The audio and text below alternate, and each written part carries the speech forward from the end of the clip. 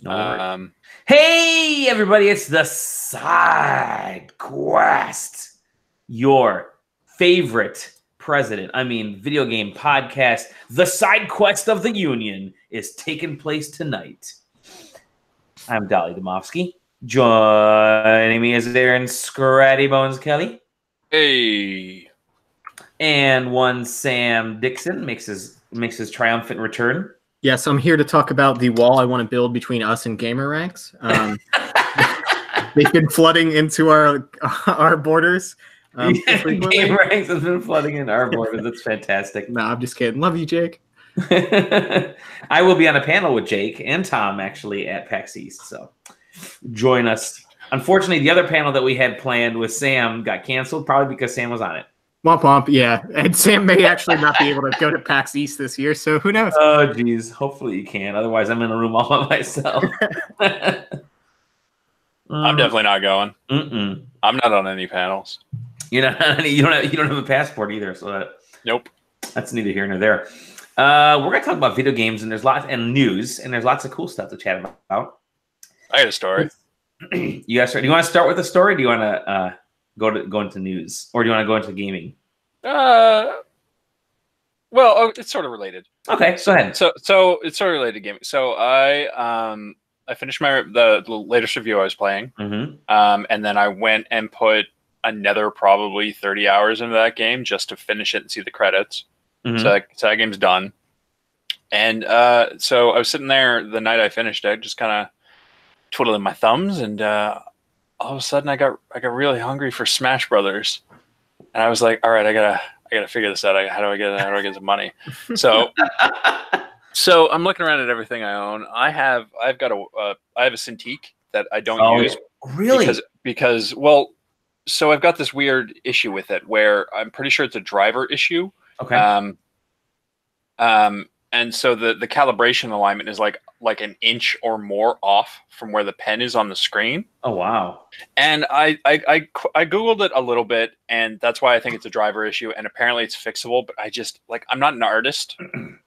So it's never really been a priority. And then all of a sudden I got this Smash Brothers bug, and I was like, I bet I could sell this and just put this problem in the ad. Yeah. And be like, I'm going to sell these things sell, like I've got the 13 HD is the model. Oh, that's nice. The 13 HD is a good one. Yeah. It's a good little device, but they still sell here for like between $800 and $1,000. And I was like, same in the US. In the US. So I was like, I'll put it up for $500. Somebody will probably try to lowball me. I'm not really expecting $500 out of it because it has this issue, but I'll put that right in the thing.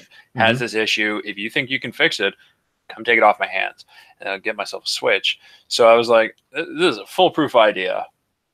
So I'm just gonna grab my phone here, because the buy and sell website that I use, you tie your phone number to it, and that way if anybody responds, they can get it sent to you via text. And I just go to messages. I have 56 responses. Wow. And all of them are, hi, I would like to buy your Wacom Cintiq HD13, $500. I don't mind adding up 50 to keep it for me, and we'll send you a certified check in the mail via UPS for payment.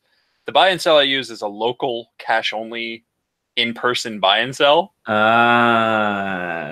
Be careful with that kind of stuff. Have you heard about the strange method that people fuck you over with that?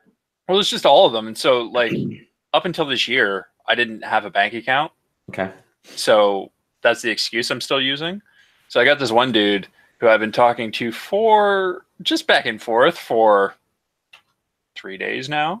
He just keeps trying. He goes, hey, you still want to sell Wacom Cintiq HD13, $500? I'm like, yeah, it's still for sale, cash only. Got to pick it up. It's on the ad. Yep. I'm really okay with that. I was born in Winnipeg, but I'm presently in state right now for work commitment. Spelled wrong. I'm sorry, I'm very busy here at work, so my mode of payment will be PayPal due to my inability to make a bank deposit. And so I write back, well, I don't have a bank account, so I can't really do anything with PayPal. And also, the ad specifies you have to pick it up.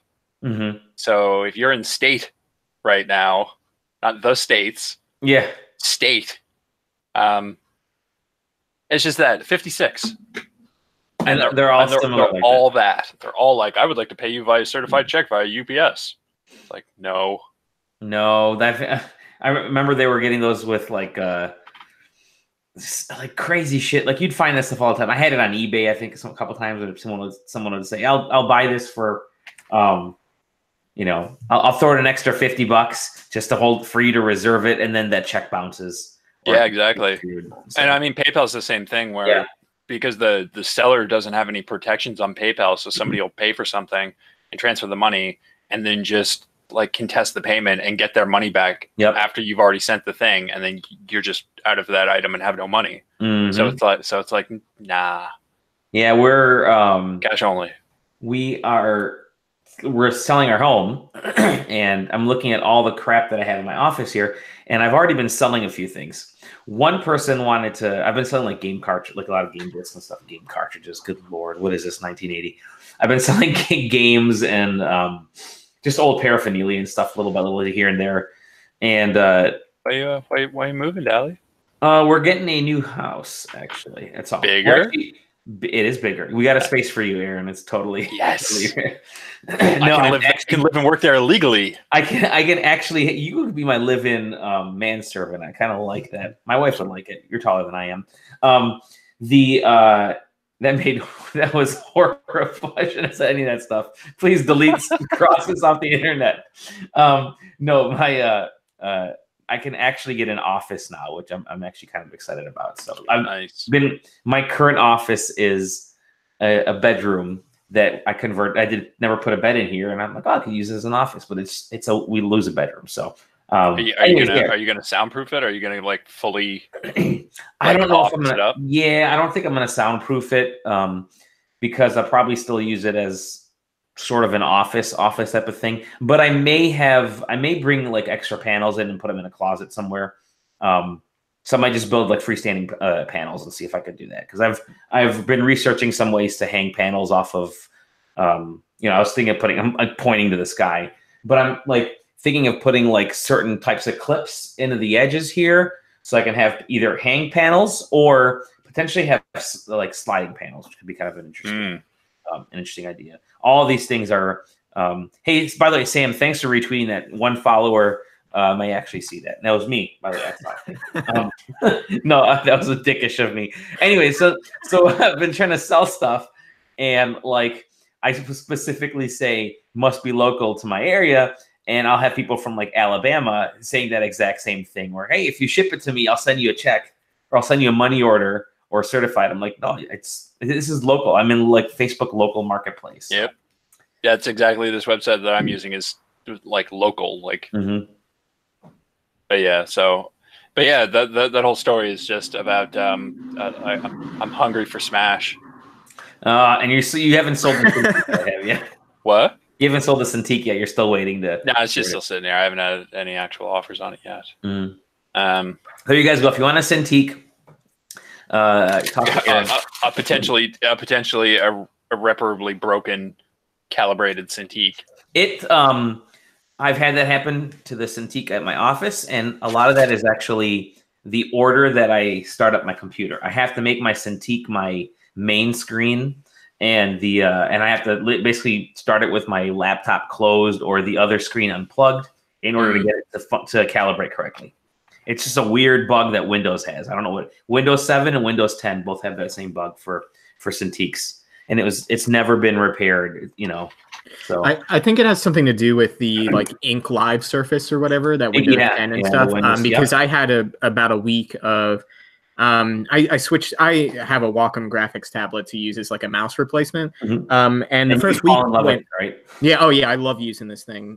But I used it for the first week just fine, and then I was tweaking stuff, and I must have like turned on Inkspace or hit a tab or something, and I found on certain apps it would like try to ignore the 1-per-1 positioning and then just try to take it somewhere else. And I figured out that Inkspace switch being on was screwing with me, but I'm not sure why. You would think the app that's supposed to integrate pens into Windows 10 would work correctly, but it doesn't seem to be. Mine's weird because it's like if you can find the mouse and have where it is in relation to the pen, it stays like in relation to the pen no matter where you move it. It's just off by almost like an inch and a half. So it's like, you're trying to do anything and it's like you're way over here and it's over here and you're just like, fuck. run through all the calibration options and. Yeah, my issue was it all start perfectly like on one side, and the more I move to the right, like the wider and wider the calibration will get. Like it's picking up a screen that big. Yep. But then the screen's actually that big, so it's just it's got to be like a stupid Windows issue, because I've never had that problem on my Mac, and I have my office gave us loaner Cintiqs for when we work at home in situations like this when the weather's bad. So I have this guy, humble brag, that big old Cintiq right there. Is that a 17? No, it's the 23? 2022. I think these are the 22s. Yeah. Before, and they're nice. It's a dope. I love my Wacom. Wacom Cintiqs are fantastic, and it's the one thing I used to think every artist should have that, but now I think like if you have a computer, you should have some type of tablet with you, because the input is really different. If you can get a Cintiq, fantastic. If not, get a regular Wacom or like a Bamboo. Those work, Wacom Bamboo. Those work fine. But everybody should have a usable tablet Surface type thing. Cool. Okay. Good stuff. Good chatting, everybody, about non-gaming news. But you want Smash Brothers, so we should set up an Indiegogo for you. We'll set up a Patreon, because that's going to hell lately, apparently. If we want to continue, I don't have that in the news. Okay, go ahead. What was that, Sam? I was going to say, if we want to continue on the Smash train, we can get into what I've been playing. Go ahead. So, just to update, because Gan will be very disappointed if I don't. We have returned to smashing. I think a week ago is probably about the last time we played. Yeah. Did you get your ass kicked? No, so we're about equal, it seems now. To be fair, I do not spend 5 to 6 hours a day training in the lab trying to get good combos and stuff down. And he is ranked. I will give him that. He does have 2 characters in what is like the ranked mode of Smash, and I currently have 0. But that's mostly because I don't play online. I will also say that my pool of characters is much larger than his. I think he understands that, but wait, what do you mean that you're good at utilizing? Yes, yeah, he has like 2 characters that are pretty much his main, and like one or 2 and Link, right? Basically, no, actually, it's Link and Cloud are the 2 that he's. Oh, that's right. Yeah, everybody. Cloud's like top tier, right? Yeah, he's top tier. Yes, yeah, and apparently Wolf is supposedly pretty top tier too, because a bunch of people ignored him. But really? That's who I mainly use. So Gan has been getting some good practice against a good Wolf. And yeah, I think it's fun. We finally, like, now that we have sort of an even playing field and stuff, we're both like kind of getting, I guess, more serious about it, or at least being able to like tell each other how well or bad we're doing at stuff. So I hope he appreciates my help. He clearly wants to be more serious about it than I do. I'm just looking to make sure that I can still kick my brother's ass and anybody else that shows up in my local neighborhood. But Smash is still great. Piranha Plant, hysterical. It seems like he's causing some issues in some people's games. We might talk about in the news. And it seems to come down to faulty Chinese SD cards or something.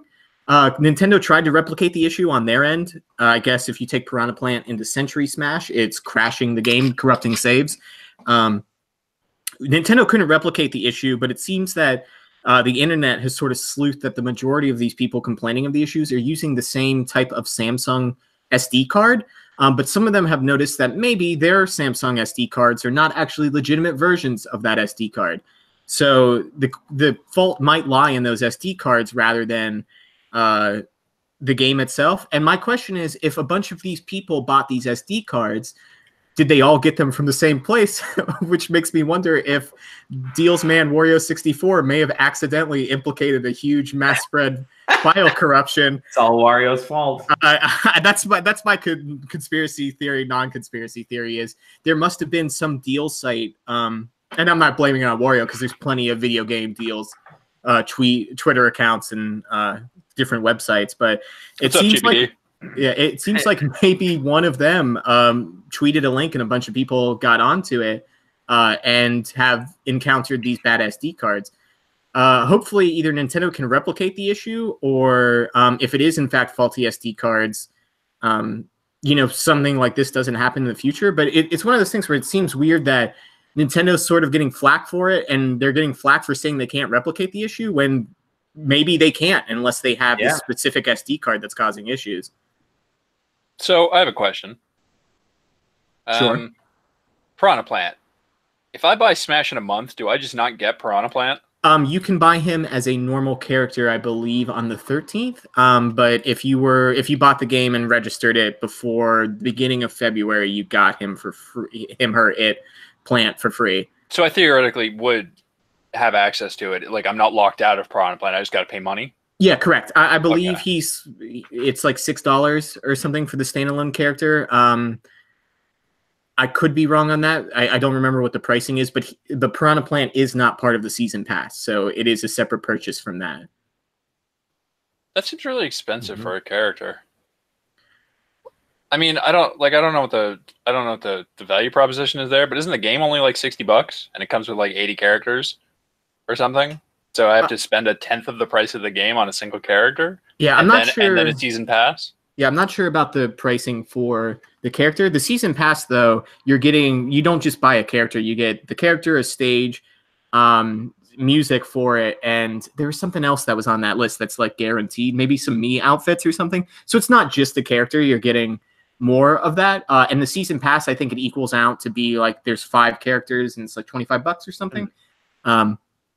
So you know how much of that is for the character, how much is that for the extra content. Plus, most of these characters, at least in theory, are going to be probably licensed characters from other series.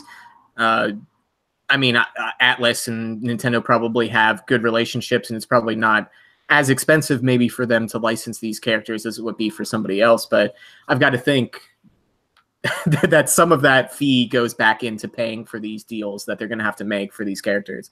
Yeah. So I just checked the amount of time that Gan has been playing. He's over like 350 hours, which is now up to like basically 5.6 hours per day since the game released back in December. I don't think I play that much at all. Like, I don't think I put that many hours in per week, let alone in one day for one game. So God bless the guy for playing so much. I think that's wonderful.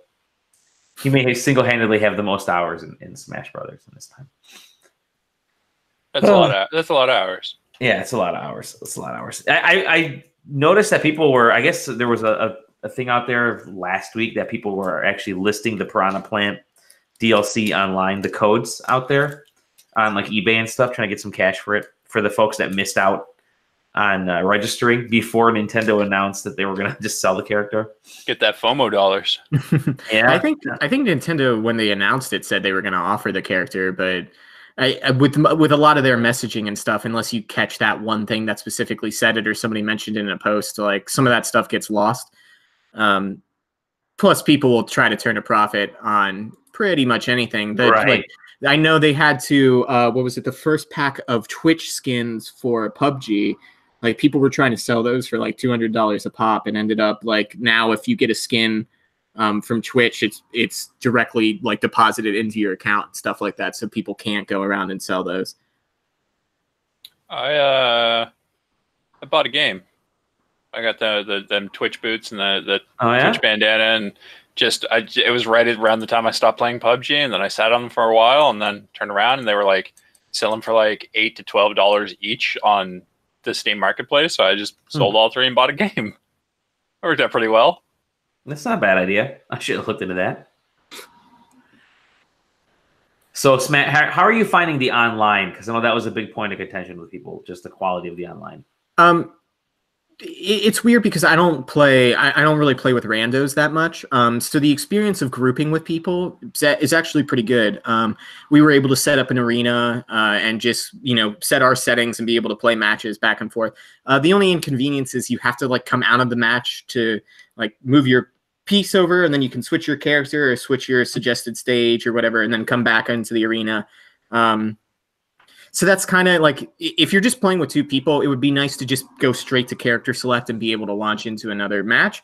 But instead, we have to go out and do this stuff separately. And for Gan and I, like, if we want to discuss certain matchups or we want to try like certain matchups, he has to tell me who he's going to use so I can choose, or vice versa. We can't just be on the same character select and be able to see at the same time. And I haven't played with anybody in a group of online that was more than 4.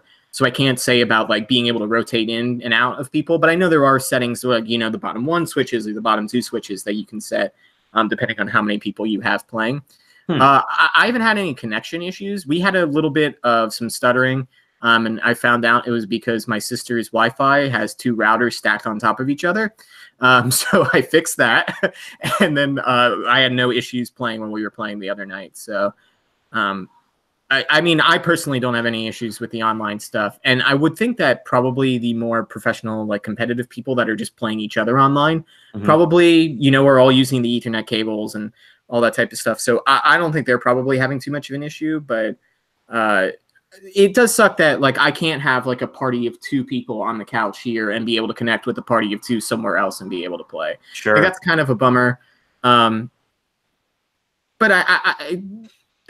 if you're going to be a serious Smash player, you probably own Smash. So I'm not too worried about that. Are you hooked up through Ethernet? I am not. It's just the way that my house, being from the 30s, works. Yeah. It's kind of hard to run an internet line that won't make my entire house look tacky.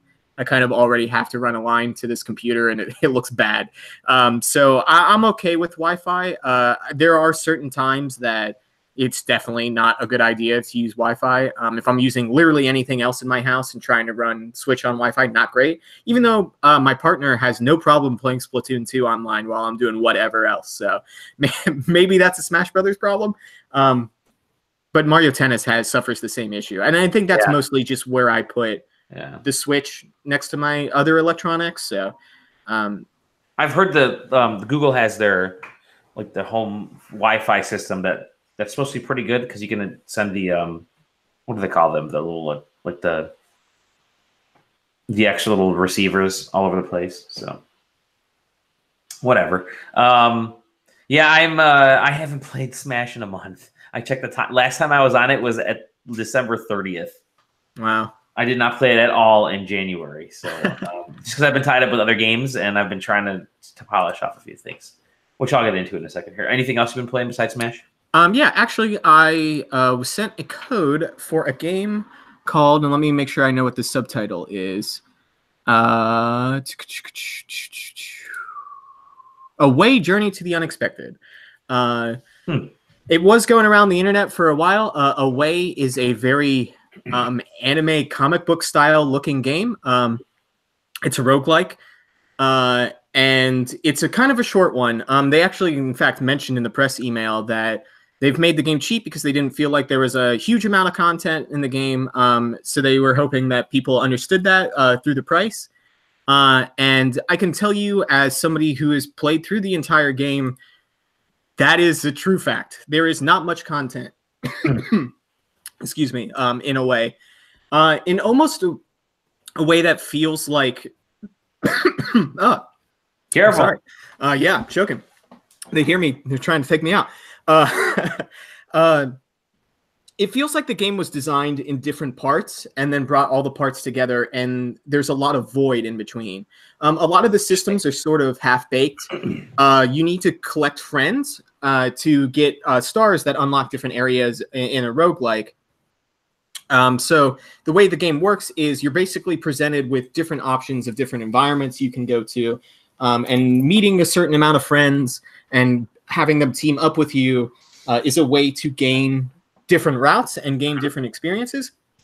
So in every roguelike, there's usually a base set of like tiles. And as you progress in the game, get further, meet more people, meet new things, those tiles expand, they get new tiles, and the game like rearranges itself to make it more difficult while also being fresh and new to you.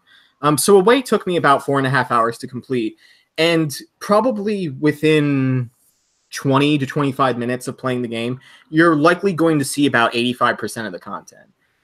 That wouldn't be so much of a problem if their expanses between, let's say, engagements wasn't a huge walk. And every time I say this, that I'm going to make a video, my life gets too busy and I can't. But I want to make one with this. Still waiting for another one. Yeah, because I literally recorded every single minute of playing this game, other than my last run, because I figured they wouldn't want the ending of the game in this video. I'm struggling with trying to put it together though, because everything in that game is so apparent from the first room you walk into that it's almost not worth playing the rest of it. And it's such a shame because this game's art style is great. It truly knows that it wants to be something and identify as something that's separate from roguelikes and games that are sort of in the comic booky anime art style. But then the gameplay is completely void of anything interesting or like worth your time to explore. When I completed the game, it told me that there was like a secret mission you can find and like there's more to explore, but I'm not going to go back. If that secret mission truly does have more experiences or something great, that's awesome. But if it's tied behind a game that's not worth playing to get there, probably not the best idea to hide exclusive content at the end of the game. And before somebody calls me out for it, I have played the game twice after beating it, trying to find this secret mission. And I have a pretty good idea what the secret mission is, but it's not worth my time to go figure it out. It's weird. Hit detection is weird. Monsters like don't work exactly the way I think they thought they should. Like everything just walks directly towards you. Even if they're supposed to be like a ranged attacker, which seems weird. Like your default weapon like there's no feedback for when you're swinging it. So there's no real distance to identify, like if I'm within this distance, I can strike them. It seems like that distance is kind of wobbly, and if you're moving as a character, it seems like that distance like moves with you too, which is very strange. They have tossable fireworks, which are like the only ranged attack by default you can get in this game, but like when you throw them, they don't follow the path of your reticle. They are like slightly like off and to the left. So like you have to compensate every time you throw one. And if it doesn't hit your target dead on, it's not going to do damage to them. So needing something that needs precision aim, but then not offering a solution for that precision aim is super weird. Also, the big factor to expand the game and to learn about the game is to get these characters and use them to get further in the game. But every single character that you find has some way that they mess up the screen when you use them. There's like an old man who has a broken pair of glasses. So when you switch to that character, the entire screen is like smudged glasses and a giant crack in the middle of the screen. He has a fireball that you're supposed to toss in range, but if I can't see anything down range, how am I going to hit anything? Maybe and I was like, ironic. Well, and that was the thing. I was like, oh, I get it. It's supposed to be like every one of these characters has like their own shtick and stuff like that. But there's, funny, haha, joke. And then there's making it impossible to actually play the game correctly. There's like an Old West robot shooter that has like a golden gun. First of all, he mentioned specifically numerous times when you're talking to him that his gun kills things in one shot. It does not kill things in one shot. And then every time you use him, it puts this sepia tone like old Western film flicker on the screen. But in dark environments, you can't see anything. So like most of the boss fights where you would think that this character would be useful for, you can't see the fight that's going on around you. So there's just some choices that I don't think lead to a very good game. And it's a shame because I would watch the anime for at least an episode that the intro pitches. And they have a wonderful like anime intro and outro to the game. And it seems like it's building this world, but it never like lets you in on how cool this world is. It still just acts like a comic book rather than like you actually experiencing the world. You're just viewing the billboard of what could be a way, but not actually experiencing a way. Huh. It's like playing the reality of, it's like seeing a really cool concept trailer for a game and then playing the actual game, and it's like not even anything like the concept trailer. Well, it's that game Dead Rising? What was that game that we watched that we put Dead Island? Remember that concept trailer for Dead Island? Oh yeah, that's awesome. I'd love to play that game, and then you get Dead Island, and you're like, it's nothing like that trailer, but I really wanted to play that trailer. And yeah, it's just weird that like it hangs so much on being like a roguelike. And I think the reason they hung their hat on that is because there is so much void of story or interesting interactions between characters. And you get to where like you think that saying something's a roguelike gives you the idea of certain things in your head, like randomized areas and stuff. You know, different routes, different cool abilities and stuff I can get. And some of that's in there, but the randomization of dungeons basically doesn't exist. Each of the end scenarios, like you basically have to clear 3 rooms, and then there's like the final room that has the boss to move you on to the next area. And that area boss thing, it says randomizing or, you know, changing things or whatever when you walk into the room. But the first area's boss thing probably only has about 2 different sets that it will take those tiles to. And in certain games, in roguelikes, you build tiles and stuff, and then they can like interact with each other in different ways. And that's what sort of auto-generates these different like procedurally generated maps. All of the pieces of each one of these maps you probably see by about the 3rd run. And none of these pieces fit together in interesting ways. So you'll go into a room in a run, beat that room, and then your next run, you'll have to go into that same room, and there's no sort of language to explain to you like, oh, this room's changed. This room is not the way you see it. So you start to blend all your runs together, and you just get lost because this exact hallway is in this exact position as it was last time. But for some reason, this room is like the exact same room that was back here the last run, but now is like down this hallway. And you know, in roguelikes, that should be fine, but it doesn't connect in interesting ways. Also, the game dislikes itself so much that after a certain amount of playing it, after a certain amount of playing it, the game actually takes experiences away from you. It auto passes you through these first couple zones, and gives you no reason to be there. In fact, they give you a bicycle at some point that's like, hey, if you just want to skip those rooms, like if you already made friends with everybody in that area, you can just skip this room. You don't ever have to see it again. It's such a shame because it feels like it has such a good art style and such a good like form of expression, but then has absolutely no feelings or motives behind any of that artwork. I'm on the game's website and I'm looking at just the really cool like just title animation. I'm thinking I want to play this game. This looks really cool. And then I scroll down and see the actual in-game images, and I think, oh, it's not really like that.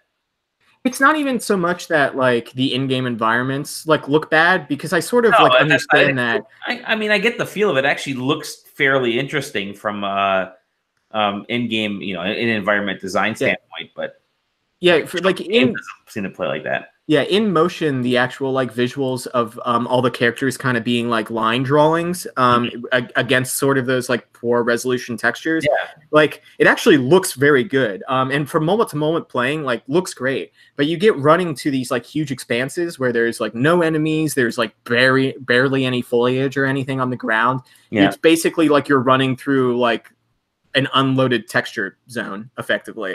And it's just such a shame because I feel like they've been working on this for a while, and it's been kind of one of those like indie games that have like impressed people along the way. But I feel like it must have fallen to what I call tiny brain syndrome, where it demoed and looked really good, but then the final version came out and it's basically a glorified demo. I first posted about this back in March of 2017. About Away. Yeah. Yeah, it's a shame, and I understand like charging a smaller price for a smaller experience. I just don't know if it's an experience that any price is really worth asking that you would want to do. I think if you have a Switch, I don't know how it runs on Switch. I played it on PC. I think it would probably on Switch, isn't it? Yeah. Yeah, I think it would probably be a pretty good like Switch game because it's something that you can pick up, play one run, put down. But for PCs or other consoles, I'd say probably pass. There's plenty of other roguelikes that maybe don't have the art style to support them, but have the gameplay, and the gameplay's not here in a way. Yeah,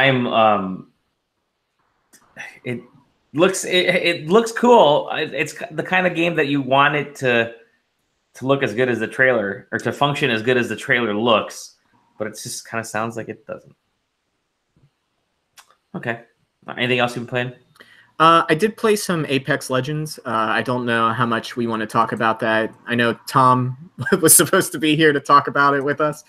I haven't played too much. I will say I have one victory. So, is this the game about? I just tweeted this. I'm interested in the game about monkeys collaborating with feet. I think it's called Ape X Leg Ends. Oh, yikes! Yeah, big yikes! Big yikes on that one. I mean, I don't know.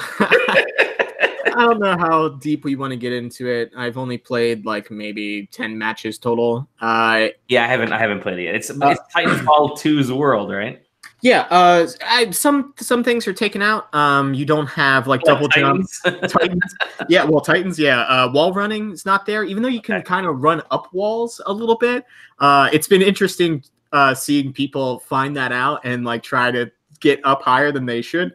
I was in a match today where we spotted an enemy group because there was one guy just constantly trying to make it up a wall because he saw his friend do it. He just couldn't make it happen. Yeah, I think the gunplay is great. If you've ever played Titanfall, it feels exactly like that. I would assume it is exactly that. So shooting is tight. The weapons feel very good. There's enough variation that you can sort of, like I've already identified, like I'm not a shotgun user in pretty much any game, but I found a shotgun that I like. So if I'll see it, I'll switch out to it. And the more interesting thing than the whole MOBA aspect is, or MOBA, Battle Royale aspect is the fact that they've kind of added hero characters.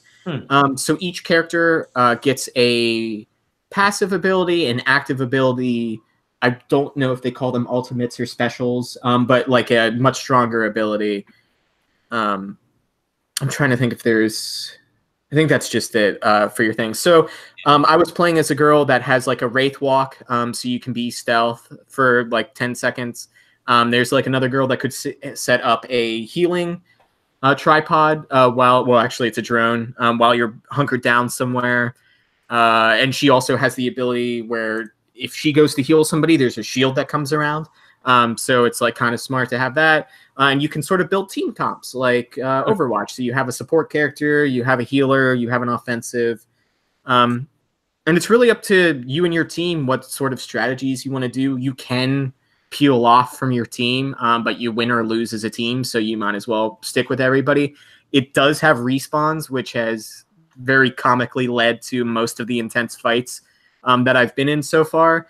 It is a viable strategy to hang out by one of them and wait until a team of suckers show up thinking they're safe and then just wrecking their entire team and taking everything they have. There are such good strategies in that game that I'm not sure. I was never a big PUBG player or Realm of Elysium or whatever, Ring of Elysium player. So Fortnite still has like the building mechanics, but I wonder if you're going to see a migration from the sort of Call of Duty fans that played Fortnite because that's what their friends were playing, but now there's a more Call of Duty centered free-to-play shooter for all those people that maybe don't like Blackout or moved on since the Call of Duty franchise, but still kind of like that hardcore dedicated shooter. So, I mean, I enjoy it. It sounds like they're going to do a battle pass real soon. Teams of 3. So it's not like you have to have many friends. I was successful in a group of 2. Our rando immediately got himself killed away from us, so he couldn't recover his tags. And we ended up getting second place, doing just fine. We lost to one guy because we're bad. But I think it's strong. I think that you know, it was smart of them to kind of hide all this stuff. Yeah, it was definitely, especially with all the Battlefield and Battlefront troubles they're having, and well, yeah, well, and it's not even that; it's more of just from Fortnite. I've seen the joke that Fortnite's going to rip off and have everything cool from this game in 2 weeks, which may or may not be true. But being as secretive and not letting anybody know about this until it's ready to go is probably the smartest way to launch a free-to-play experience at this point. I totally agree with you. It's actually I've been hearing a lot of good things about it. I mean, it hasn't captured the masses. I don't want to say it's captured the masses like Fortnite has. Its numbers are really high on Twitch right now, only because everybody's giving this a shot. And I could jump in here because I do have a bit of news on this. Okay. It was just the numbers were they reached 1 million players after 8 hours, and then the next day, like 8 hours later, they had doubled to 2 million. Wow. So, and I think it's something like 2 million people have played at least a match, and they had peaked on the first day at something like 600,000 concurrent players. Yes. In the first 8 hours or something like that. So like that's really good. I can't run it. I installed it and I can't run it. My processor just can't handle it. I get crazy audio stutters when I'm just like navigating the menus, and like it just chugs at like 2 frames a second. I can't install it on PS4 just because I don't have any space left on my PS4. I have it installed on that I have on there have taken up all the space. I mean, it seems like it might be okay, but you know. Well, maybe we'll talk more about it next week. I hope with when Tom's back, if Tom ever comes back. But I'd love to. I'd love to actually give this thing a try maybe this weekend. So we'll see. Okay. Anything else you've been playing besides Ape Cross Legends? No, I haven't been playing anything other than I recently found out. Do you guys know that Shigeru Miyamoto made a game for Game Boy called like Monty Mole or something like that? That sounds vaguely familiar. Mole Mania, that's what it's called. Mole Mania? Yeah, it's just a puzzle game. Does it spark joy? I think it might. I saw footage of it. I'm looking at it. Yeah, Mole Mania is a 1996 video game developed by Nintendo EAD and PAX Softnica and published by Nintendo for the original Game Boy. It is one of the least known works of Shigeru Miyamoto. In the game, Muddy has to move a black ball to a gate at the end of the screen in order to get to the next screen. He can push, pull, and throw the black ball. Muddy can also dig into soft ground to find underground paths and obstacles. So it's just a mole trying to get a ball from one end to the other. Nice. I would like to mention that game opens with a farmer coming up, clocking a mole mother with a shovel, stealing her babies, taking the mother, and then leaving a note for the father. It's like, I took your babies, come get them. So Miyamoto always says he designs games based on experience, and like, what the hell did he have to experience where he's murdering moles? Yeah, one of the lesser known works. That's where his snuff films are. 8mm. Yeah, I don't know. I saw like some video was talking about it and showed the intro sequence. So I might give that a go if I can track it down. Apparently, there's a lot of copies of it floating around because people don't want it because people don't know that Shigeru Miyamoto worked on it. I'm totally gonna pick this up now. I'm totally gonna pick this bizarre thing and see where it goes. Maybe they'll put it on the Nintendo Game Boy Mini Classic whenever they design one. Yeah. Okay, and that's anything else? Nope, that's it. I'm slowly like sweeping you off the stage. I'll hop in real quick with what I've been playing, and then we'll move over to Aaron. I've been playing more of Travis Strikes Again, and that game is still a 7. Although I may be leaning into 6.5 territory, which is not good for a game. It's super repetitive. I think I'm like 3 hours in. The game's only like 8 or 9 hours long. But it's just the same game mechanic of this kind of, top-down hack and slash action game. I think what's really kind of bugging me is the repetitive nature of the enemies. There's bad or no AI in these enemies. They're really boring fights. And I can understand it if you throw a bunch of the same enemies back and forth and you're tasking players to take them on, but the fact that there doesn't seem to be any AI in these battles is there's no strategy in them. I mean, there really isn't. It's just hack as much as you can. The bosses I've faced off so far, like 2 or 3 of the bosses and mini bosses, it literally is just run up to them, avoid the laser, run behind them when they're shooting the laser, and keep hitting them with the strongest weapon you have. And that's basically it. So, is the strongest weapon you have some kind of beam saber? Yes, it is. Yes, it is. And to charge with the beam saber, if you're playing with the joypads disconnected from the Switch, then you shake it like you're masturbating very quickly, and that charges the beam saber. Or you can just tap the left stick down to click into the motion or into the squat mode. Then you move the right stick back and forth a little bit, and he charges up. So, whatever. But it's Suda51, and I think he's just a crazy enough dude where I keep playing the games that he creates. So, so I played. I'm still playing through that, but I did start playing. I picked up Pool Panic. Nintendo's, I think their sale for like weird and wacky or strange games or whatever ends today, but they had this game called Pool Panic from Adult Swim Games, and that's an Adult Swim ass game if I've ever played one. You're essentially, have you guys played this? Have you guys played this game? I feel like Jalen. Have you guys heard about this game? It's essentially you're playing pool with increasingly hideous billiards balls that have that reside in this world that you're constantly causing car accidents. There's very early in the game, you walk your little cue ball around the land to pick fights on pool tables, and you come up to the street, and it literally is a street. And as soon as you go to cross the street, a car comes flying by, and the car tries to swerve out of the way and morbidly crashes, and it catches fire, and it warps you into a battle, which is you trying to knock the other billiards balls into the pockets. It warps into a battle, and it's just kind of morbid because there's this car on fire in the background, and all these billiards balls or pool balls, whatever, that are popping out they look angry, and they look like it's just a bizarre game. What platform is this on? It's on Switch and probably Steam as well. I'm sure it's on everything at this point. I know I've been playing it on Switch. It is on just Switch and Switch and Windows, whatever that means. Maybe it's Steam. It's on Steam. It's really bizarre, but it's kind of endearing in a weird way. It's definitely not a difficult game.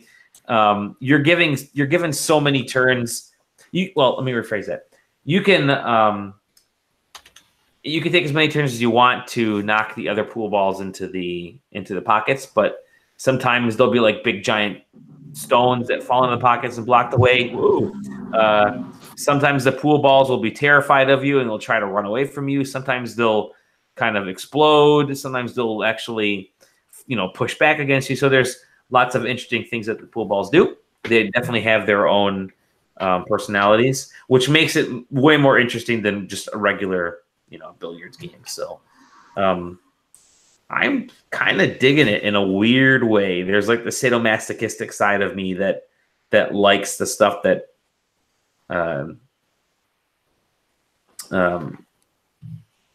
comes out of whatever, Adult Swim. So it's definitely Adult Swim-ass game. But that's what I've been playing. Switch. It actually feels pretty. I'm not a big fan of the controls yet, because you kind of have to pull back with the left stick and the right stick at the same time. There's like a lot of double stuff that you have to do, and then you have to click the R or the ZR, the trigger button, to do different strength, hits. I guess whatever they call it in pool, but there's a little bit of awkwardness there. But other than that, I'm actually kind of digging just this really loose pace of this game. So yeah, that's what I've been playing. Not much, not a whole lot of. I'm looking for it furiously. It's $5 right now on the Switch. No, not the game specifically. Oh. But Tom did an interview or something with them for Gamer Ranks, and he actually has the artist from the game made him as a cue ball. And I'm trying to find it. He posted it on Instagram or Twitter like a long time ago, whatever convention it happened. I remember seeing the photo. It's purple, but I can't find it. But it looks great.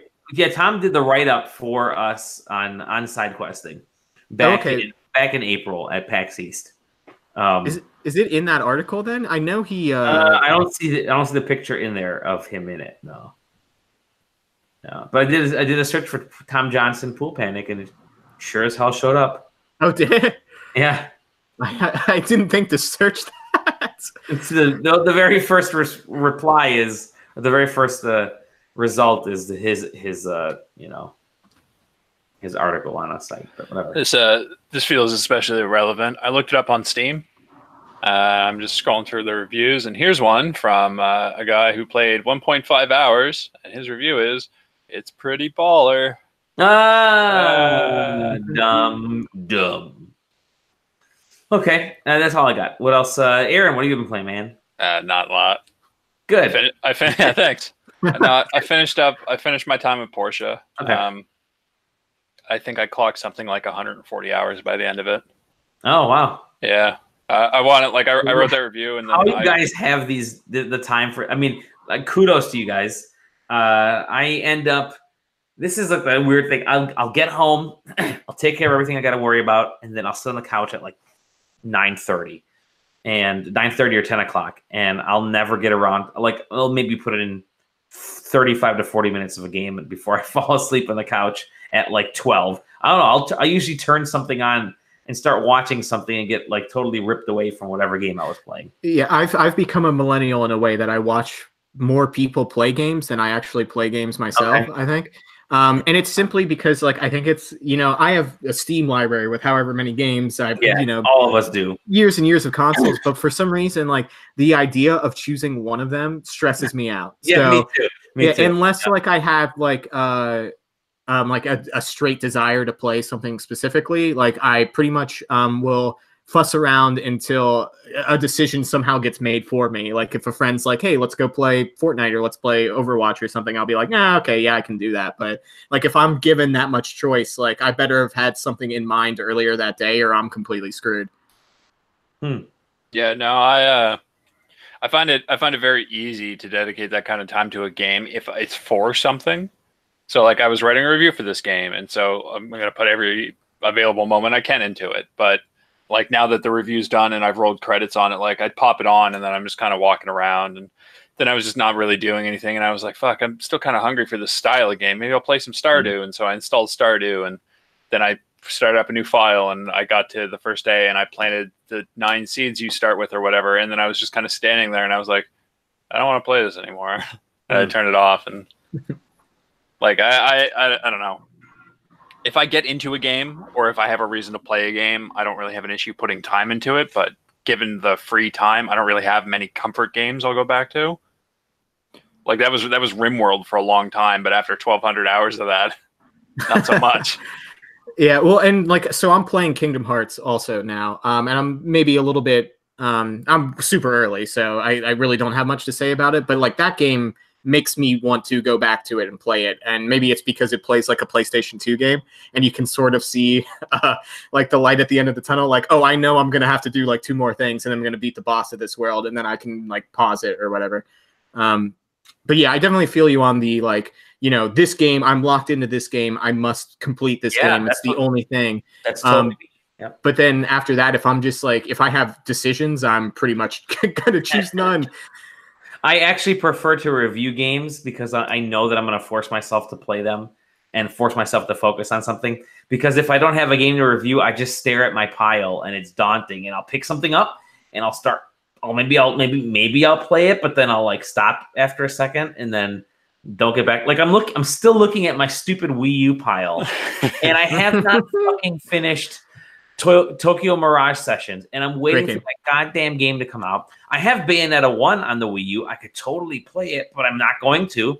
I have Wonderful 101. I could totally finish that game. Not going to do it because I'm just terrified to open that can of worms all over again. Well, I broke myself a really long time ago of the habit when I was still living in the capital. Right around the time the PS3 was sort of newish and like Metal Gear Solid 4 and stuff was out, I went out and got a PS3 to play Metal Gear Solid 4 because I wanted to play it. And then while I still had it, it was like all of a sudden it was like, oh, everybody's talking about Demon Souls, so I got to buy this and I'm going to play it. And I fucking hated it. And then it was like, oh, I got to play this because everybody's talking about it. So like I had it really bad there. And then I had a string of games that like everybody was like way on, and I hated them. And so it just broke it for me. So it's like backlog's not a thing for me. Like if I play a game and I don't like it in an hour, like it's done, it's out of the log.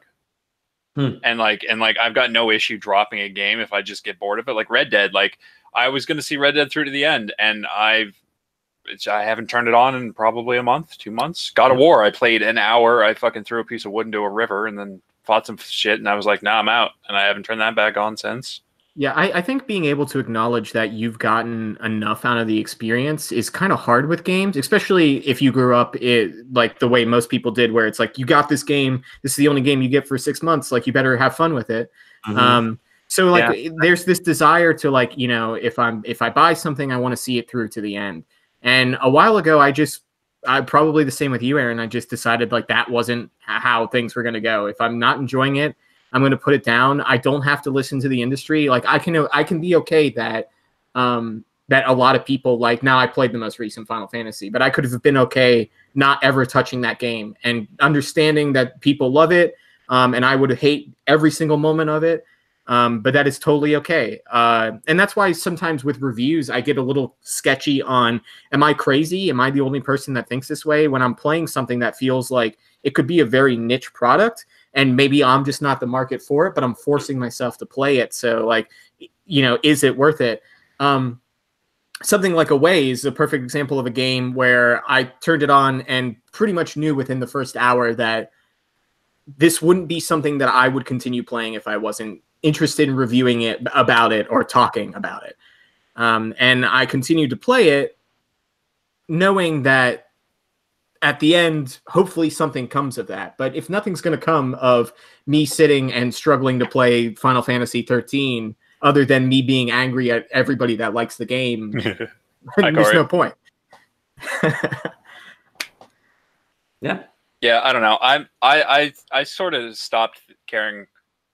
That's not the right word, but worrying, I guess, about what other critics in the industry think about a game that I'm also reviewing. Because number one, like if I know I'm going to be reviewing a game, I immediately like that's removed from my like all my social media feeds and stuff, because I don't want their opinions influencing my opinion. But then it is nice after my review is done to go back and look and be like, oh, I do agree with a lot of these people. Oh, I really don't agree with a lot of these people. That's weird. I wonder what they saw that I didn't. But it doesn't really it just doesn't bother me anymore. Like, I don't know. It feels very mean and dismissive to say that their opinions don't matter to me, because they do, just not in that very specific context until after. And like after it's done, then they're interesting, but they still don't matter. You know what I mean? Like now they don't matter for a different reason, because it's like, well, my opinion's done. Like I've written it. I don't need to think about it anymore. It's cool that they thought that. It's cool that they played it too. And maybe we agreed and maybe we didn't, but that's not a conversation I'm ever going to have with anybody. So, but yeah, so I played that, and still just plugging away to Eco. Okay. Jeff might have been popping in for a weekly Eco update, but he's got the new baby at home, so he might not have the time. Okay. And it's basically just those two things right now. Okay. I got my eye on some other stuff. But nothing so much in the future. Can you give us a like 1 paragraph Eco update? I've been trying to pop in like every once in a while, and I found out that I am like way behind. Like I have now just become somebody who is like a visitor to the land that you guys have built, and I'm just walking by and like every other day like popping in to be like, oh, you guys have made so much progress on this house. This is very nice. So I've just basically been a tourist in a world that is what feels like slowly crumbling around me. Well, so all right, let me see if I can do a 1 paragraph update. There was a bunch of Jeff and I last week talked about the weird like interpersonal drama that was happening, and it seems like some of that has happened in all of the different communities. So the player numbers are down a little bit, which means everybody's had to refocus. And as a part of that, we figured out that the Waypoint community is like 2 technology tiers ahead of us. And so all of a sudden it's like, oh, we got to catch up. Oh, we can't let these people beat us, even though it's a cooperative game. We're all working toward the same goal. But It's almost as if it's a real simulation of the world. Pretty much. And then on top of that, things have slowed down because a lot of people are playing Apex. So, which is a game I keep trying to call it Apex Predator. Yeah. But it's not called that. I got yelled at last night because I kept calling it Titanfall. And my friends were like, "There is no Titanfall anywhere in the title. Quit calling it Titanfall." I'm like, "It's Titanfall." There is some news related to that. I had this conversation yesterday where I was like, I made a comment like, yeah, they made a Titanfall PUBG with no mechs and no parkour, and somebody was like, well, they didn't even call it Titanfall. Like it's not Titanfall at all. And I'm like, the very first paragraph of the press release says set in the Titanfall universe. Mm-hmm. So, but yeah, so that's Eco. Things are still plugging along. We're drilling oil now. Excellent. You made it to the oil levels. We missed one patch. Uh-oh. Waypoint has a single oil patch, as far as I know. We got all of them, but we missed one. That's awesome. So you guys are the net exporter of the world of oil? Yeah, basically. we own all the oil, and they can buy it from us if they want, except for the fact that they have one oil patch, which means they could opt not to, and that means that our victory condition may never be fulfilled, which is to force them to interact with capitalism. That's our goal. We're going to make them capitalist. That works. Yeah. News. I think we got a lot of news. Or a little bit of news. Let me see. I've got 1, 2, 3, 4, 5, 6, 7, 8. I've got 9 things on my list, but we talked about 2 of them, I think. Okay. So I'll start at the top of my list. Let's do these bad boys. Let's see what we got.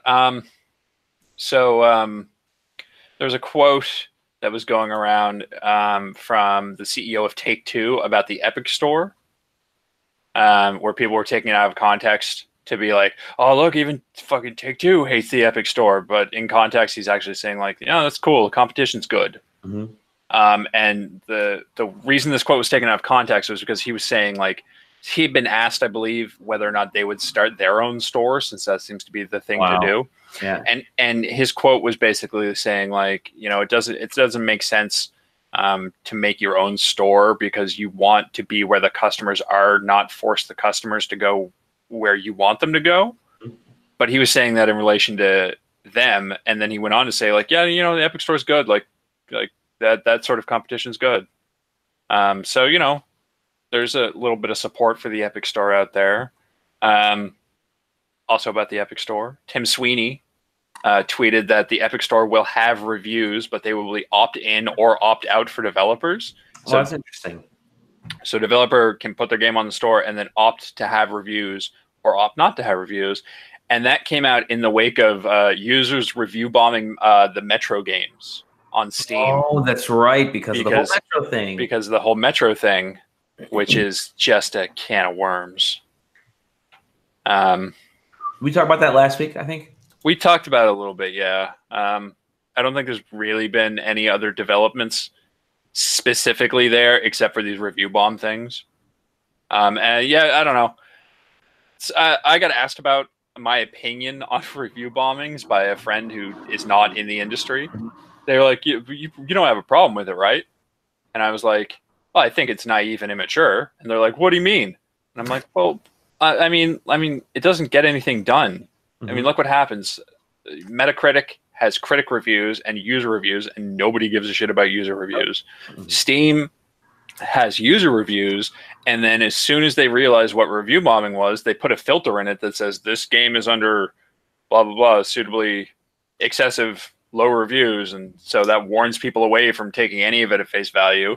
Like developers' bonuses that are tied into review scores are tied into critical review scores. They're not tied into user reviews, so it's not even like you're punishing the developers for doing something you don't like. All it does is make you look like, a bit of a dick. User reviews change over time because as you get new users in, depending on what they play, that number can go up and down. The critical reviews are essentially always and forever. Yeah, and the point I made was like you can't trust you even if you removed all the other stuff, you can't trust user reviews anyway because users can review a game that they haven't played. Yep. Mm-hmm. So, and then you know the to really bullet point that talking point was the fact that there were reviews on Metro games on Steam right now that are like, I mean, these games are really good, but you know, fuck these guys. And so it's like that's not even a user review of the game. Like, at least lie. You know what I mean? But yeah. So people are pissed. I don't know. Fuck them. Fuck them. That's our official stance on the subject. I can't. It's another launcher. Who cares? I don't get it. I don't get why you care. But I might have to download an 8 gig launcher to download a 60 gig game. I might not have enough space for that. That's a fair point. Buy a better computer. You can afford one, right? That was me just being sarcastic. No, I don't know. I mean, there are obviously valid reasons, like, you know, I guess bandwidth in places where you get throttled or you have a data cap. Maybe you don't want 2 launchers pulling and sending data constantly. I mean, I can understand it, but a little bit in some niche cases. But yeah, the game's on another store. Oh no, you had to go to Blockbuster instead of GameStop. Well, horror. That's an interesting argument too, because like Walmart refused to sell some rated M games at certain chunks. So you would have had to have gone to a GameStop or another game specific store to be able to pick this up. Cause I think Walmart even like blockaded a bunch of other retailers to be like, hey, don't sell these games in your stores. So like you would have to go to GameStop. I don't think the backlash was on GameStop for being the only people to provide that game. It was on Walmart and that type of stuff to be like, hey, you know, we're acceptable people. We can purchase this game at your store. So it's kind of the opposite. But I don't understand where if you buy a brand new PC and your complaint is that I have too many free games offered to me by these different storefronts. I just want all the free games and all my stuff in one thing. Like there are launchers, right? Like can't you like download like a launcher that can just launch all of your games from one platform? Like if that you can do it through Discord, I'm pretty sure. I think even Steam allows you to tie some games into Steam. I could be wrong. Apex Legends, I think, lets you take your Steam friends into account also. Which, I mean, that's an Origin game, so you would think they would just be focused on your Origins friend list. But it's, I don't know. I'm sure there are valid complaints, and I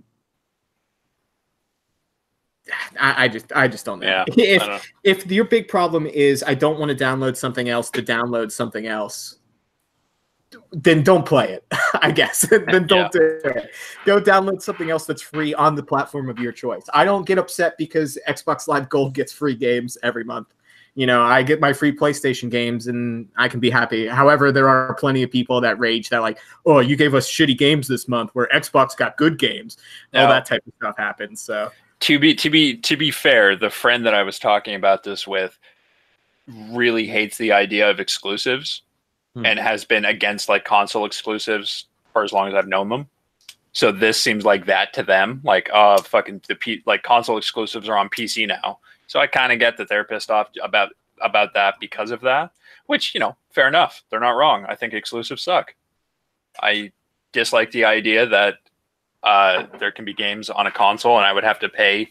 You know, I'm Canadian, so buying a new console is $500 to play a game. Like, no, I'm just not going to play it because it's exclusive. That sucks, but anyway. What else we got? Andrew Wilson, CEO of EA, was talking a little bit after the launch of Apex. Basically just praising Respawn, and then came out and said that Respawn also has plans to launch a quote-unquote premium game this year that is a new twist on the Titanfall universe. More to come on that in the months ahead. So a top-down strategy game, tactical strategy, Titanfall game. Actually, that might not be a bad idea. I would kind of be into that. Is this maybe their VR experience that they have been? Oh, you're right. I remember that coming up. I don't know. Do you think a VR experience can work? Because I mean, if it's a Titanfall VR experience, chances are that means you're in the Titan, right? Yeah. And isn't that just Steel Battalion at that point? It's Riggs is what it is. Yeah. Right? Riggs was pretty. It was the sport version. Oh yeah. Riggs was pretty. So anyway, but it's not Titanfall 3. That's all we know. Yeah, the wording of them saying premium game or whatever makes me question whether it is in fact a premium game. So something like, but saying that like, oh, it's a premium game, and then announcing later that it's a VR experience, like kind of maybe preps people for a little bit, like, oh, we're going a little bit harder than a normal VR game here, folks. But it still is VR. When the reality is that just means they're going to charge you money for it. Yeah, right. Yeah. I would hope that maybe they do something a little bit different than just having Titanfall Titans as VR combat. Maybe give you a little bit more control over the Titans themselves, since they basically do just kind of operate like giant mech suits that might as well just be playing in first person while you are actually using them. So no. It would be interesting. I hope that the Titanfall universe doesn't get buried and turned into like the Apex universe, because there is a way that this game does that could totally do that. That could totally happen. Yeah, man, I want to play Titanfall 2 again. Yeah, it would be that fun. Opening sequence in that game was fantastic.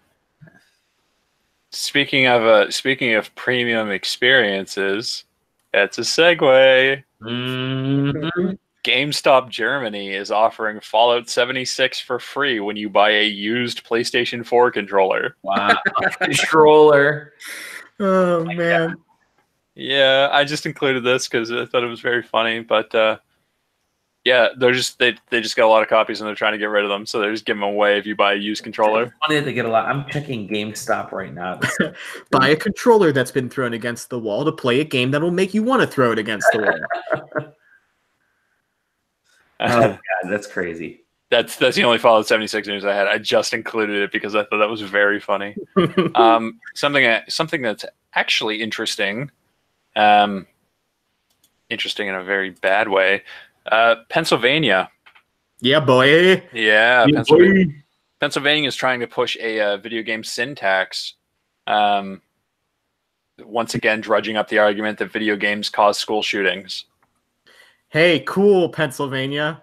Thanks. Why'd you do that, Sam? Yeah, geez, man. This state is so weird because you have ultra conservative and then ultra liberal in the same like instance. I live in such a crazy place in central Pennsylvania that we're in like hick country, but then also we have a university near us. So like you have like well-educated, like liberal people, but then of course we're also the same people that voted for Trump and got us into this election.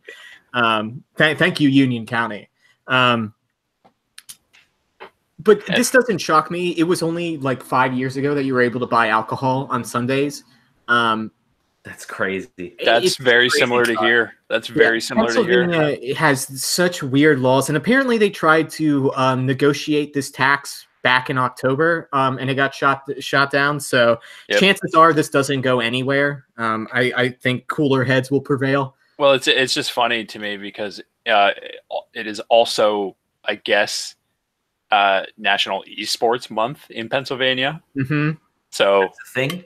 Yeah, they pushed it forward this year. They were like they wanted to declared it as National Esports Month because the state of Pennsylvania believes that esports could be Pennsylvania's future and bring in millions, if not billions, of dollars in revenue a year. So they actually have a like esports summit or something going on in Harrisburg by the end of the month or something. That's supposed to be like, oh, here's like a Dota match and some Dota pros and stuff like that. The PA Esports Coalition now plans to hold its first annual Esports Day at the Pennsylvania Capitol on Wednesday, February the 6th.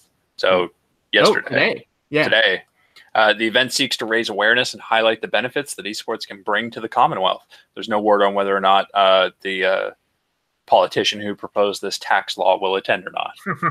But it's a sin if you participate in this thing that will definitely gain money for Pennsylvania. But I mostly included this because, Dally, I know you're old enough and I'm old enough. Thanks. But yeah, no problem, buddy. I don't know if you're old enough, Sam. Do you remember the last time this was a thing with like Jack Thompson and everything? Yeah. I mean, not too much. I was pretty young when all that stuff was going on. That was like the original joystick days, right? Yeah. With him. Yeah, that was probably very early on joystick even. I want to say maybe 2007, maybe even earlier. But some of that, 2003. it's just nuts. I don't understand why. Like, there's an opioid crisis going on in Pennsylvania. It's real bad. But let's talk about making sure that the people that are age appropriate and buying entertainment that they enjoy pay a tax for it because it's against God somehow. I'd also like to mention that sin tax has not been discussed for movies or television or any other forms of entertainment other than video games. Wow. So seems like a little bit of little targeting going on towards video games. So. Here's the quote. So this is a quote taken from a memo that this politician sent to the other members of the Pennsylvania House of Representatives. Said, from Colorado to Connecticut to most recently in Parkland, Florida, students have experienced unthinkable actions by peers in a place that should promote learning and enrichment, safety, and protection. One factor that may be contributing to the rise in and intensity of school violence is the material kids see and act out in video games. Which is bullshit. This article that I'm reading from is a piece on Variety. It's definitely worth a read. It's actually written by a friend of the site, Stephanie Fogel. Hey, Stephanie. But yeah, it immediately counterpoints with, citing several studies that say, nah, it's bullshit and he's an idiot. It's likely not going to go anywhere, but I think more of it was a stunt more than really anything, but who knows? Pennsylvania's weird. It could happen tomorrow, and I wouldn't be surprised. Mm-hmm. And I think the last thing I got that's we haven't really covered anywhere else. I lied. I got two things. We'll do this one first. Steam announced the Steam Awards streaming. Oh, that's this weekend, right? Yeah, February 8th at 10 a.m. Pacific time. So 2 p.m. my time.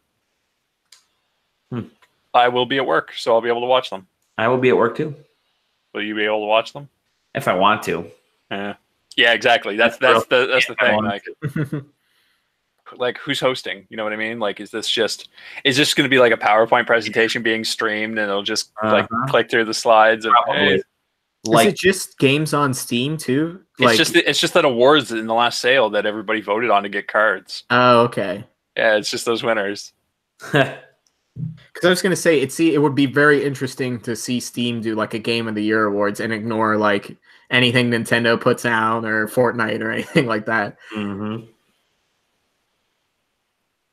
Yeah, I don't know. So there's that. So watch that, I guess. Maybe turn it into a 10 a.m. drinking game. Oh, yeah, at the office. That'll be great, actually. Yeah, I mean, I could probably do it. I actually talked to my boss the other day about how great it would be if we just had alcohol at work. And he was like, well, I'm not opposed to the idea, but most of everybody that's here has to drive home. And I'm like, I walk home. So that works out for you. That's true. Yeah. And then the last thing I have is there's an article from metro.co.uk.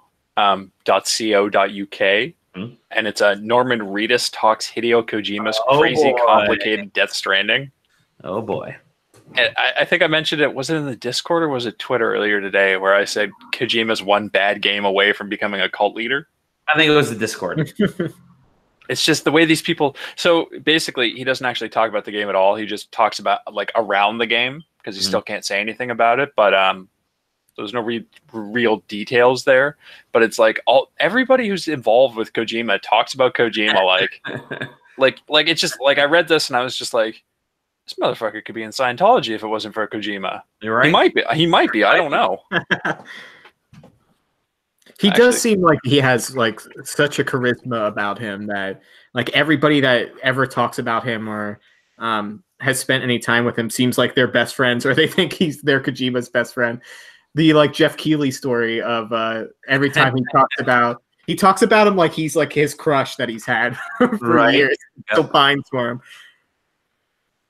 Yeah, I mean, Kojima seems cool, but it's just like, there was one quote from this that I really wanted to read. Do it.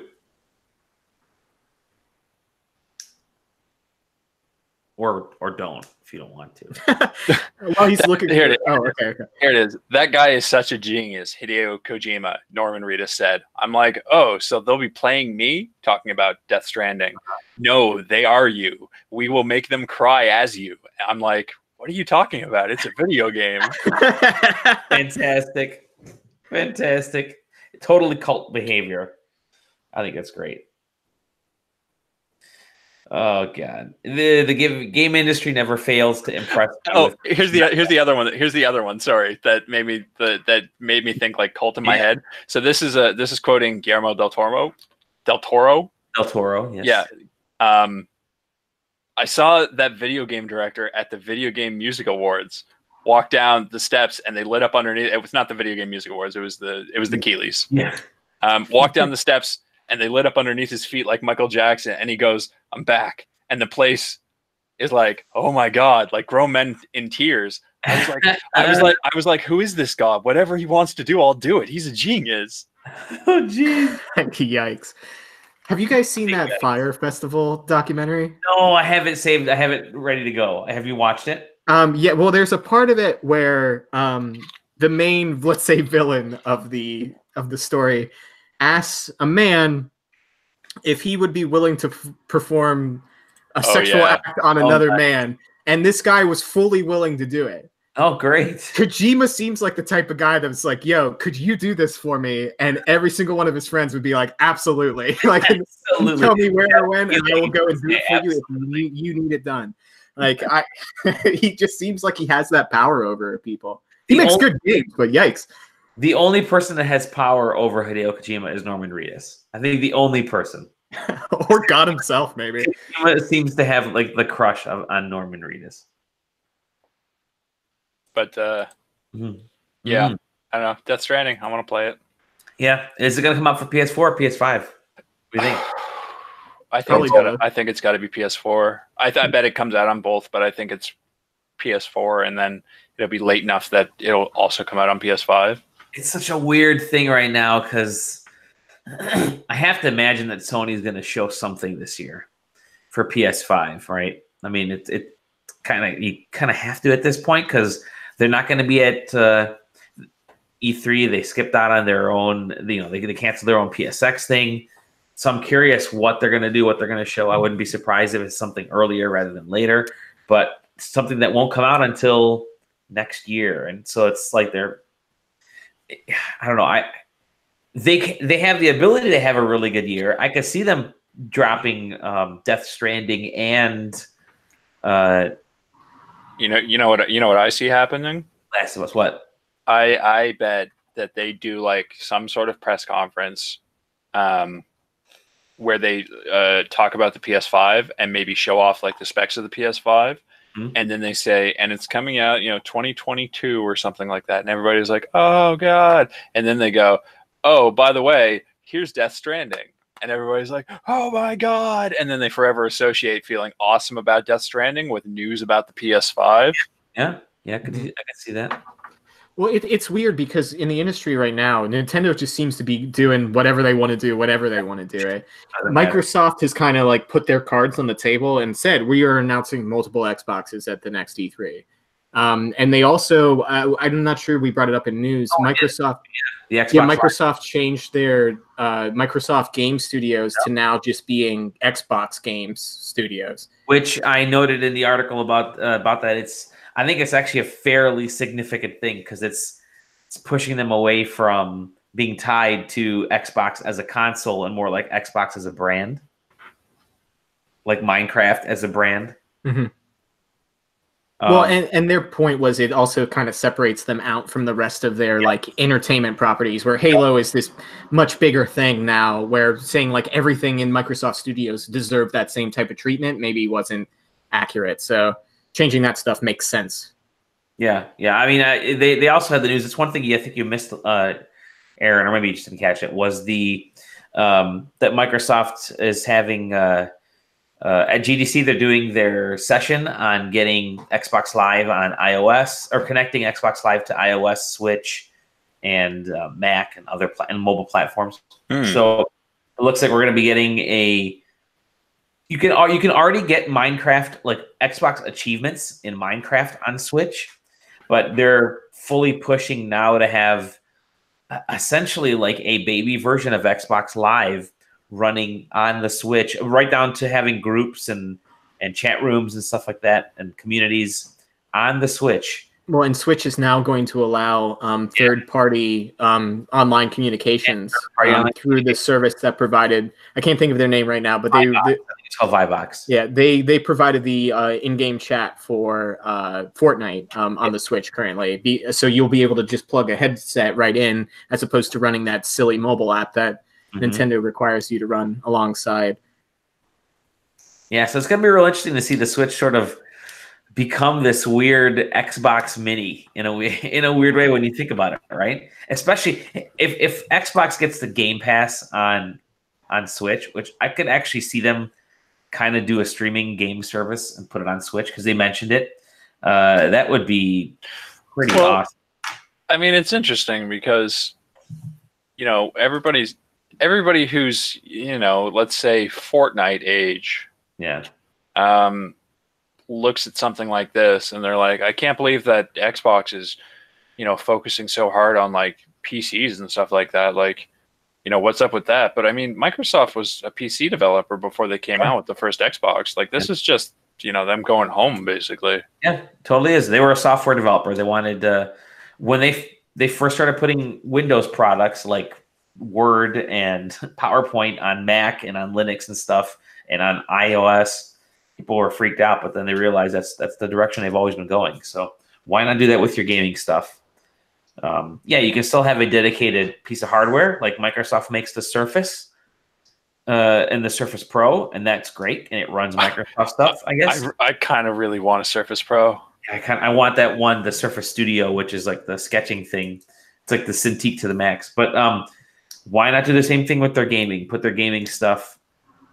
At least, I mean, you can do the first party stuff, definitely, but put their gaming thing online, and that helps. It helps Nintendo, that's for sure, because they still need a real online infrastructure, not that stupid app that they've been using that I haven't used, to be honest. I don't think I turned it on over the last 2 months, even after Smash Brothers launched. But yeah, it's gonna be real interesting to see what Microsoft pulls out of their hat at the GDC and then at E3 this year, because they're saying they're going to have a bigger E3 than normal.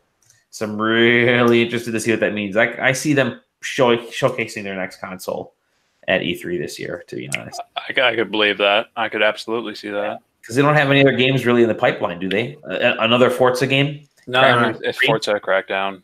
Yeah, Halo Infinite. Mm-hmm. Halo Infinite. We don't know anything about that. So that could be next console. I mean, my guess is that they, 2 or 3 years ago now, they looked at the way that this generation had gone and they just accepted, like, yeah, we're done. Like, we're not taking first again. And they're positioning. I bet they're positioning themselves for a repeat of the 360 PS3, because Sony's doing that Sony thing that Sony always does when they start winning. Oh yeah, they get bullheaded. Yeah, they get bullheaded and they get a little bit arrogant. And so I'm worried that the PS5 is going to come out and Sony's going to be like, y'all gonna buy it. It's going to be like $900. And or whatever, and Microsoft's going to be like, yeah, here's the new Xbox, check it out, it plays everything, it's really good, it's super cheap too. So here you go. And it's not just one box, it's also a streaming box. We have the cheap version if you want it still runs the games, and also we have it on Switch. So if you pay our monthly price, if you have it on Switch, you get it there, or mobile or whatever, because they even talk about that, right? You got to think that there is like an Xbox branded laptop or desktop computer probably in the works too. I think that's part of their whole Xbox plan, is that service and Xbox plan. I mean, you know what? If there's any company out there that is perfect for creating a hardcore gaming PC that runs Steam and VR and everything, it's Microsoft. I mean, they could really dive in and pump out the PC, the hardcore gaming PC that everybody wants, and we know it'll work with Microsoft Windows and all that kind of stuff, because they did that with the Surface Pro. So and that would be the thing too. If they're designing hardware, then they know, like, our internal games have to hit this certain mark, because the lowest end PC or the lowest end machine we sell, needs to be able to run this ability. So in some aspects, it might hamper them in terms of development, but in the same way, it might give them more avenues and different routes for people. You know, some people don't want a desktop computer. Some people don't want a console in their home. And if Switch is, you know, let's say the Switch does have Xbox achievements, maybe somehow gets some Microsoft games on there because Nintendo doesn't care as long as you're buying their console. Man, that'd be... How interesting of an E3 is it going to be this year if like all of if a big chunk of E3 is like, hey, Xbox and Nintendo are working together on shit. And that's like the only two major companies that are going to be there, right? Activision's not going to have shit over there. They're not going to show any Destiny stuff. They're going to have Call of Duty, and they'll have Call of Duty, and that's probably it. Yeah, I don't know if fanboys are ready for like Nintendo and Microsoft like having a tea party together and Sony being like angry in the corner. That'd be fantastic. Now I kind of want to go to E3 because we got this, just got the application stuff sent over to us. The registration open. I'm like, oh, maybe I can go. Anyways, no. I don't. I should get a passport. You should. You could be our representative to E3. You and Tom. Oh God, I don't want to go to E3 anymore. Now that you said that. You what? You want to go? I don't want to go to E3 anymore now that you said that. We'll sucker Gan to go in with you. I'd hang out with Gan. Yeah, he was good at E3 the year we went. I mean, we wouldn't get any work done. We just probably play Smash in the press room. That's true. That's true. Okay, let's put a bow tie on this guy. A bow tie on this guy. A ribbon on it. Let's pack it up. Let's call it a night, gentlemen. Let's put it in the dog do bag. Let's do anything anybody says. Thank you guys so much for joining me this evening. It was great. I enjoyed it. I always enjoy it with chatting with you fine gentlemen. I'm very tired right now, but the rum and Coke was a little bit too much rum and not enough Coke. That's rum and Coke. The Kraken. You're just drinking it straight out of the bottle, my man. Where can we find you, Iran? You did that because you saw me taking a drink, didn't you? Yeah, you usually go to Sam first. You can find me on Twitch and Twitter at ScrattyBones. I'm off and on streaming. We've been streaming a bunch of the eco game when it's really kicking off. Okay. The big eco game hashtag TBEG on Twitter. A couple of players, I didn't mention this in the update. A couple of players are doing like a cool like photojournalism thing where they're just rolling around the whole world and snapping pictures of all the different things that are happening. So you can find that under that hashtag. My review of My Time at Porsche is live on the SideQuesting right now. Mm-hmm. Take a look. It's a weird one. It's a weird one. Yeah. And I think that's pretty much it. I don't have any reviews lined up right now, so I'm free. Yay! I'm trying to get you that review that you mentioned. Yeah. Have you looked at it? Did you look at that game? It looks really good. So we'll have more info on that later. And the game's already released. Yeah, it is. Yeah, Spinorality, I think it's what's called.